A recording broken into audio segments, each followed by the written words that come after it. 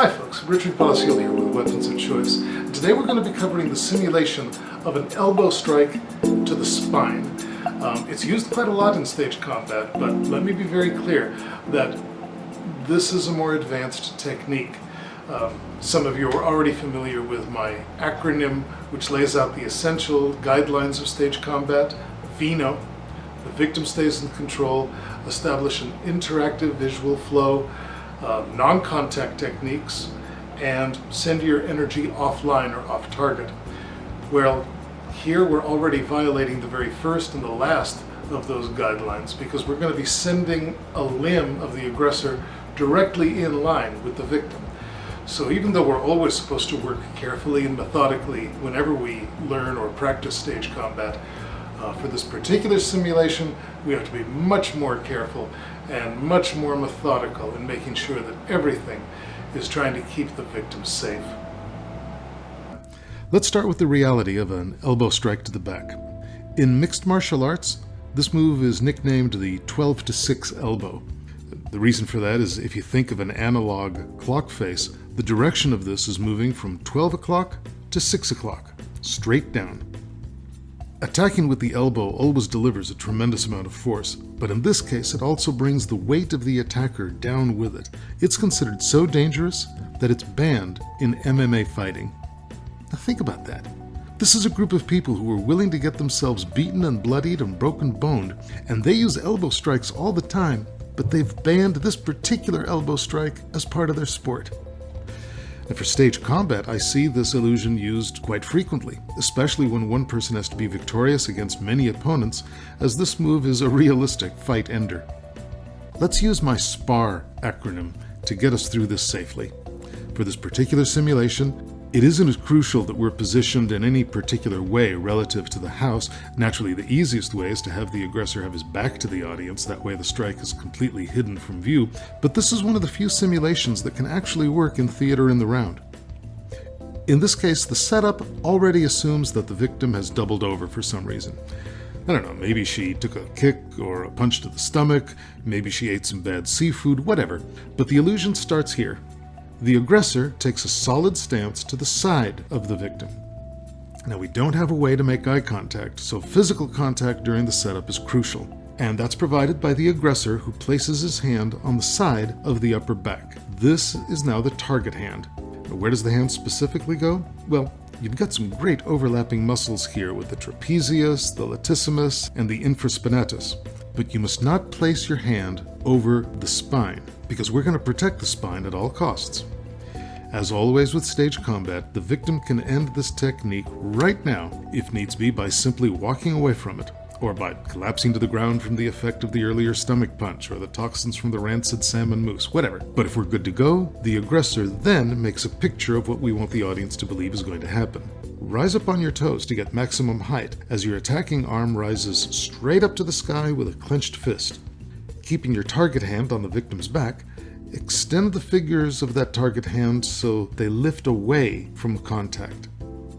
The action. There's many parts to this, so we're going to go through it methodically. The legs.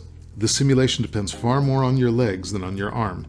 You're going to drop down into a deep, stable, solid squat, as low as you can go, baby.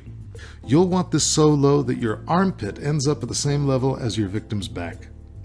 The attacking arm. The back of your arm, the triceps muscle, that's what's going to strike your target hand. That's right, the elbow is not involved at all with this elbow strike simulation. This provides a safety measure. However much energy you send into this attack is how much the back of your target hand is going to have to deal with, which isn't much, let me tell you. If the aggressor accidentally leads with his elbow, he's going to shatter his own hand, but the victim will be safe. The target hand.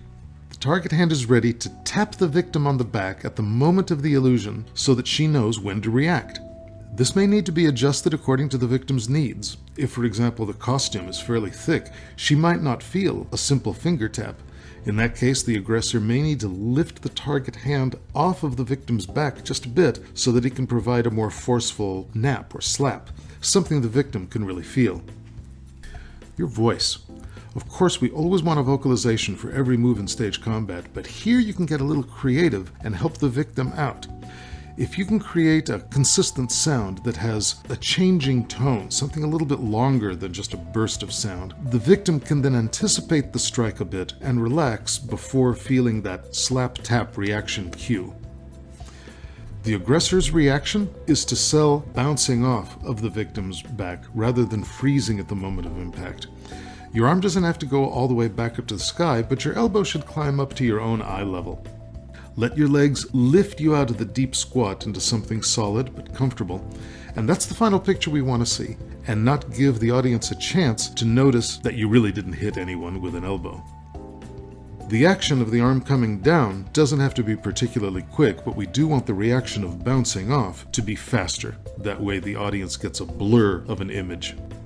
The reaction for the victim is pretty straightforward, but be sure to add some nuance in order to sell the illusion. First and foremost, let out a lot of air, preferably with a vocalization. And instead of just dropping to the floor immediately, really explore the physics of this.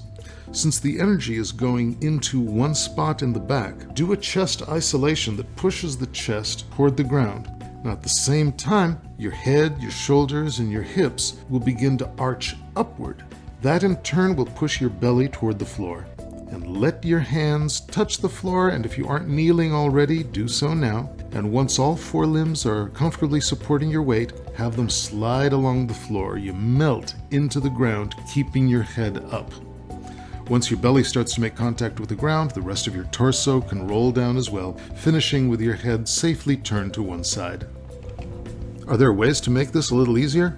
You bet. If the victim can bend over at something less than 90 degrees, then we don't have to worry about closing the visible gap between the aggressor's upper arm and the victim. If the victim's head is pointed towards the audience, we're effectively hiding the moment of impact.